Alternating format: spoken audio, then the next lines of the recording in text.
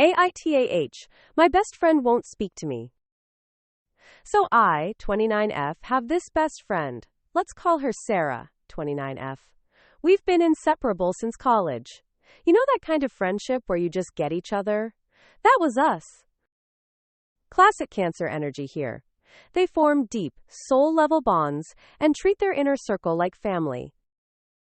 We always dreamed of living in this particular coastal town.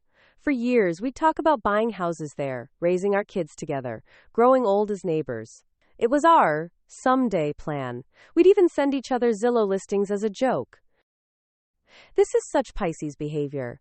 Living in a beautiful fantasy future, building dream castles in the air together.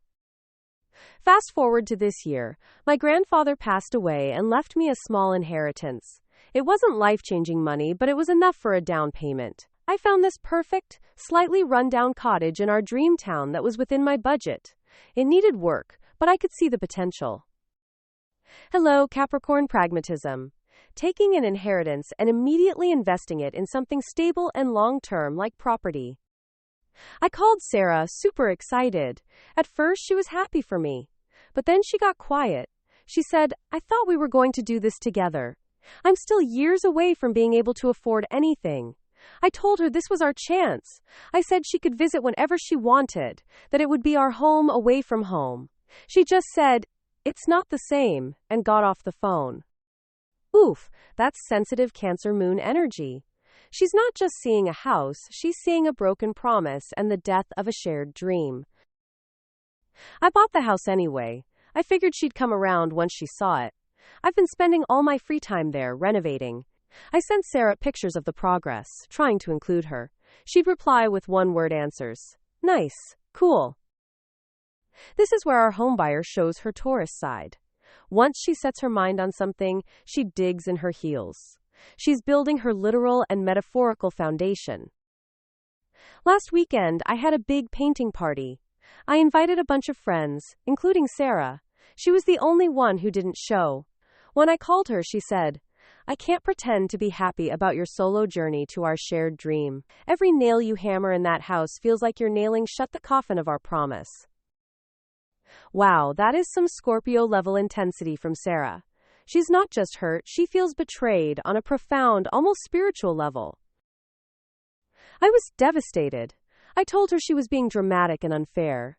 I said, am I supposed to put my life on hold until you can afford a house too? That could be never. It was a low blow, and I immediately regretted it. She hasn't spoken to me since. And there's the Aries impulsiveness.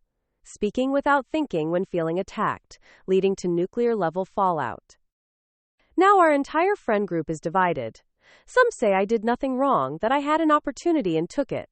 Others say I was incredibly insensitive to buy our dream without her. The divided friend group is giving me major Libra energy. Everyone trying to balance the scales of friendship and fairness. My brother says Sarah is jealous and emotionally manipulative. My mom says I should have handled it with more care. I'm losing sleep over this. Sarah was supposed to be in my wedding someday, be my kid's aunt, and now we're not speaking over a house. The narrator's turmoil shows her Cancer moon coming out. The fear of losing that deep, foundational friendship is causing real physical distress. I thought I was making a smart adult decision, but I've potentially ruined the most important relationship in my life. So, Reddit? AITAH for buying my dream house when it meant breaking a promise to my best friend? Let's pull back the celestial curtain on this friendship tragedy, because what we're seeing here is a classic case of elemental mismatch and unmet emotional needs. First, our homebuyer.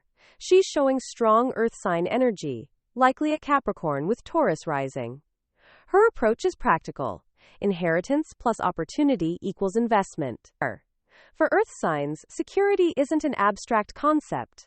It's literal walls, a roof, a deed. She genuinely can't understand why her friend doesn't see this logical progression of their dream. When she said it would be our home away from home, she meant it. That's the Taurian generosity of sharing what's theirs.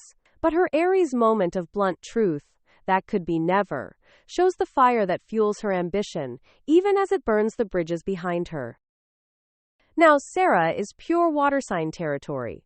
I'm seeing strong Cancer with Scorpio influences. For water signs, promises aren't just words, they're emotional contracts written in blood. That someday dream house wasn't a physical structure to her, it was the container for their entire future friendship. When her friend bought the house alone, Sarah didn't just see a property transaction. She saw her future memories, her planned laughter, her emotional security being purchased out from under her. Her poetic line about nailing shut the coffin of our promise isn't manipulation, it's how water signs genuinely experience profound betrayal. The real tragedy here is that both are right from their elemental perspective. The earth sign isn't wrong for building stability. The water sign isn't wrong for feeling the depth of the broken bond. But they're speaking different emotional languages. The friend group division represents the air sign perspective. They're debating the ethics, the fairness, the social contracts. Was it technically wrong? Who has the moral high ground? Meanwhile, the fire signs in the group are probably frustrated with all the drama. Just make up already. What's fascinating is how this situation has forced both women into their shadow sides. The practical earth sign is now emotionally devastated, losing sleep. That's her repressed water element coming to the surface. The emotional water sign is using cutting, dramatic language. That's her repressed fire element lashing out. The path to reconciliation would require our earth sign friend to acknowledge the emotional truth, that this wasn't just a house purchase, but the reshaping of a shared future. And it would require Sarah to understand that opportunities in the physical world don't always align with emotional timing. This isn't really about a house at all. It's about how we navigate the space between our practical realities and our emotional promises. It's about what happens when one person's foundation becomes another person's earthquake. And it's a painful reminder that even when we're building our dreams, we need to be careful not to build them on the ruins of someone else's.